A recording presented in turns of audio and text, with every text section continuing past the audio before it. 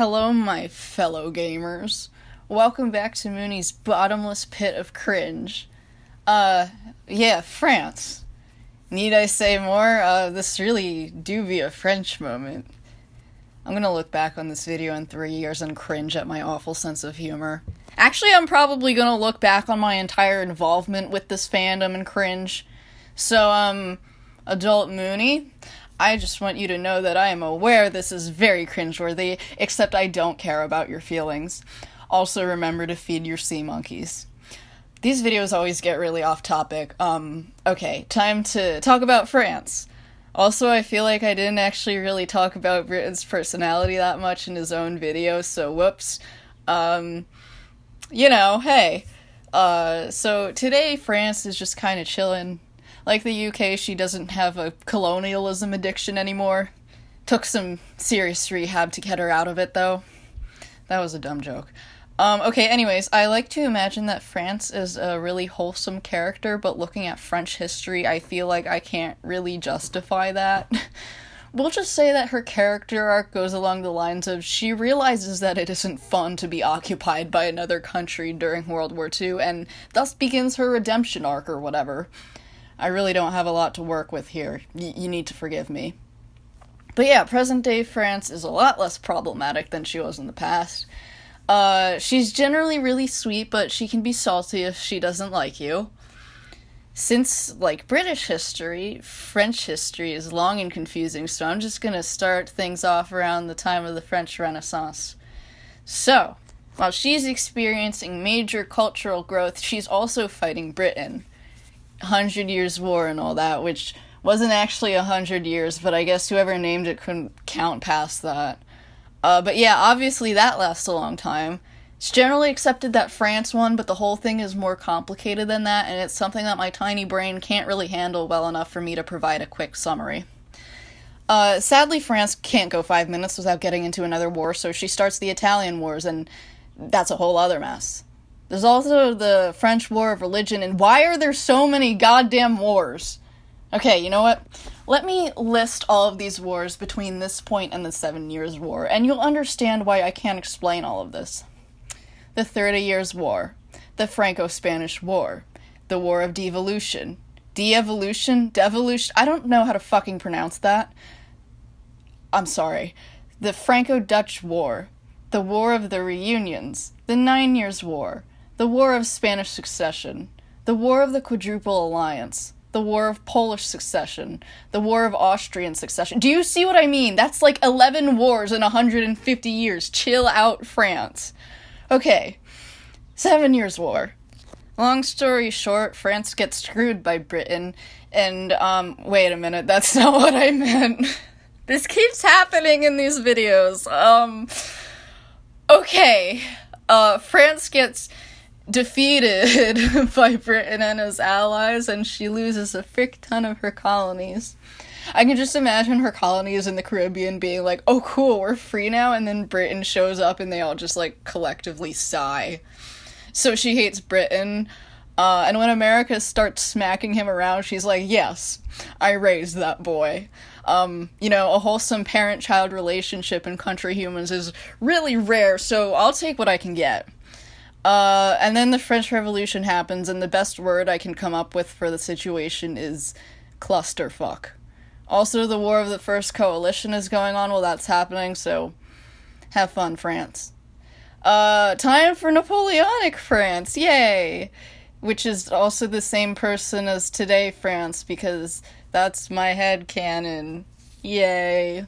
She beats everybody's asses until she eventually gets her own ass beat. So that's unfortunate. By the way, did you know that there were 7 wars of coalitions? Whoever named these wars was really uncreative. But yeah, there's many more wars, and somehow she manages to not be in a war from 1871 until 1914. A whole 43 years. Pretty impressive for France.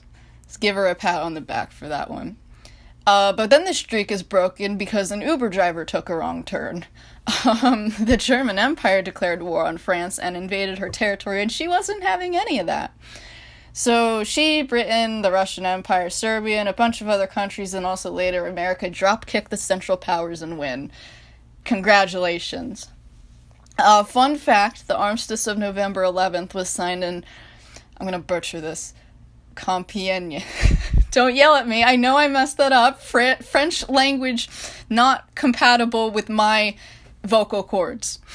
But yeah, it was signed in that place in a train carriage in the woods. And the armistice of June 22nd in 1940, in which France surrendered to Bad Germany during World War II, was signed in the same place in the same railway car. I guess that's not really a fun fact, but I find it interesting. It's cruel irony, that's for sure. But I said in the last video that I had something I wrote about that, so I'm gonna read it now because cringe. Also, I like making videos longer, so yeah, time to read that. France couldn't bring herself to say anything as she followed her enemy into Compiègne. The entire area of the commune seemed to be empty, and the only sound besides the two countries' footsteps was the wind that gusted through the streets and made buildings creak with exhaustion. France. She stopped and stared at the Third Reich, trying to swallow down her fear. "Do you know why I brought you here?" he asked icily. He fingered the edge of the small stack of papers he was carrying with him. France blinked, confused. "What?" she asked. "Do you know why I brought you here?" he repeated impatiently, tapping his foot on the ground. "Why I chose this location?" She bit her lip, a haunting sense of déjà vu making her stomach twist. "Answer me," he snapped, his orange eyes flashing with warning. Yeah, she stammered. The smile returned to his face and he beckoned her to keep walking. She followed him out of fear of what he would do if she didn't. "Do you know where I'm bringing you?" he continued. She hesitated. "To the train?" she guessed quietly. "Exactly. You're not as dumb as you look, are you?" She felt rage begin to bubble up inside of her and barely refrained from blurting out a prickly retort. The other country stepped up into the railway car, watching her intently as she followed him in. "Do you remember this train car, France?" he asked, sitting down. "Do you remember what happened here?" "The armistice," she rasped, humiliation burning her from the inside out as she sat down as well. He kept a steady gaze. "Exactly," he growled. France broke eye contact with him, starting to feel even more intimidated by his dark gaze. She stared at her feet and waited for him to keep talking. "November 11th, was it? 1918? You brought my father here to surrender. After you decided to kill my mother," he snarled. She couldn't find anything to say. "And she died a day after you made him surrender. Do you remember how broken he was? Do you remember how much he was hurting? Do you ever think about it?" France closed her eyes, trying to erase the memories of the German Empire during negotiations after Austria-Hungary had died. She could remember seeing the dull pain in his eyes and his dejected demeanor. "Do you ever think about how you're responsible?" he asked. She swallowed. "Answer me." She trailed off, finding herself about to apologize to him. She wouldn't apologize, not to such a monster. Even if he was right. Even if she knew deep down that they had been way too harsh with the Central Powers, and that she was a part of it. "Forget it," he growled, laying out the documents in front of him and turning them so she could read them. Armistice agreement between that sounded really cheerful. I'm reading what the document actually said, and this is what it said. I looked it up. But yeah, armistice agreement between the Third Reich and the French Republic, Compiègne, June 22nd, 1940. She shuddered, bouncing her leg nervously. Article 1. The French government directs the cessation of all fighting against the German Reich in France as well as in French possessions, colonies, protectorate territories, mandates, as well as on the seas. Her colonies. She knew she hadn't treated them well, but what would happen when she handed them over to someone as cruel as Reich? With any luck, he'd give them to fascist Italy instead of taking the land for himself. Oh god, she had a significant chunk of her military stationed in Algeria. With her signing the armistice, she'd practically be handing it over to the Axis. It directs the immediate laying down of French units already encircled by German troops. She glanced up at Reich, who still wore that chilling grin as he watched her read the conditions of the armistice. He caught her gaze and his smile grew wider. She averted her eyes immediately, fear shivering down her spine. She kept reading in silence. When she pushed the stack of documents back towards the other country to signal that she was done reading, he handed her a map of her territory. The entire coast would be occupied by Reich, as well as much of the north. There was, however, a fair chunk of land marked Free Zone. The city of Vichy was marked with a star. She looked at him, confused. Why aren't you occupying all of it?" she asked. He held her gaze, waiting expectantly for her to come to the realization on her own. France cut herself off. "You want to make it look like I joined the Axis." Guessed on the first try. "Impressive," he praised, the mocking tone in his voice filling her with even more shame. "You can't!" He slammed his hands down on the table, making her flinch back. "I can, France. I can and I will," he told her, his eyes glinting dangerously. "But what about Britain?" she cried, her voice breaking. "Did you think twice about the German Empire's feelings?" he challenged. She looked away, guilt making her sick. "You didn't consider his love. Why should I consider yours?" "You don't know the first thing about love," she snapped at him. He glanced away, tapping his foot on the ground.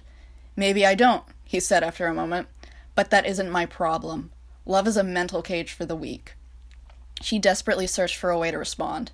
"It's not," she argued, "and someday you'll learn that." He ignored her. "Sign it," he demanded, rolling a pen across the table towards her.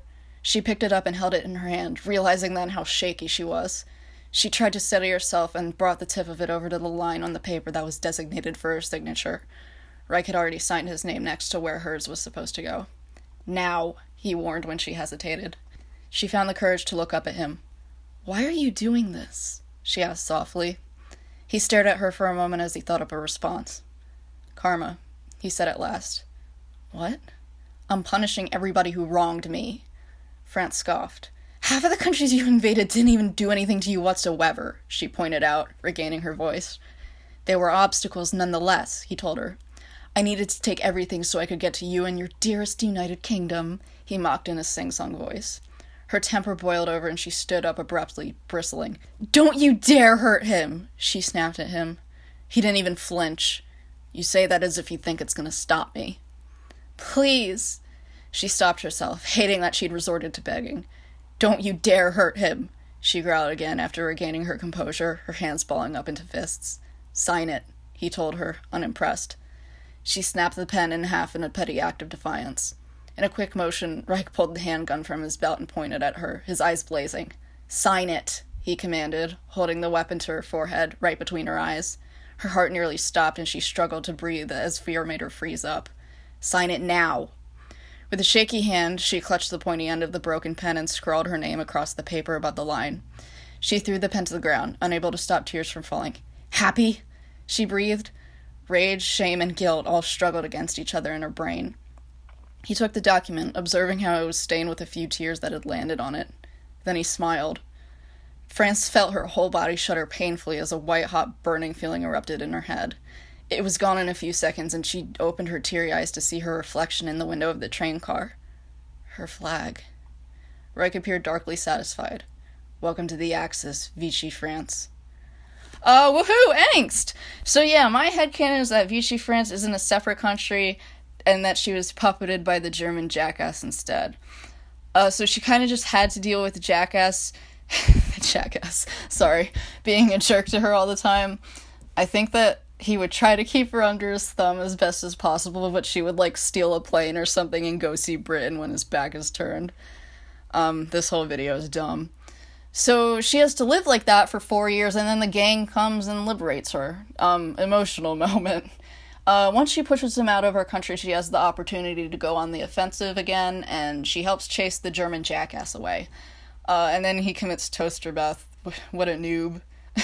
So the Western Allies didn't actually know this until, by the way, I cut out the time I accidentally said Soviet Onion because it's probably getting annoying by now. I'm just so used to saying it in casual conversation, and sometimes my mouth is just like, oh yeah, let's pronounce union as onion.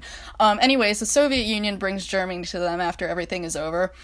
France is very sympathetic with Germany, as are the Western Allies, especially compared to the communist asshat. My recorder only lets me record for 15 minutes, so I'm going to speedrun this. Like I said in my video about Britain, she and him kind of parent West Germany, basically. She and Britain have learned from the last time that something like the Treaty of Versailles will only lead to another conflict, and I like to think they were very sweet to him, and America was kind of like the cool uncle. Decolonization happens, and she tosses Vietnam over to the two global superpowers, which will turn out just great, and also has a very interesting war with Algeria.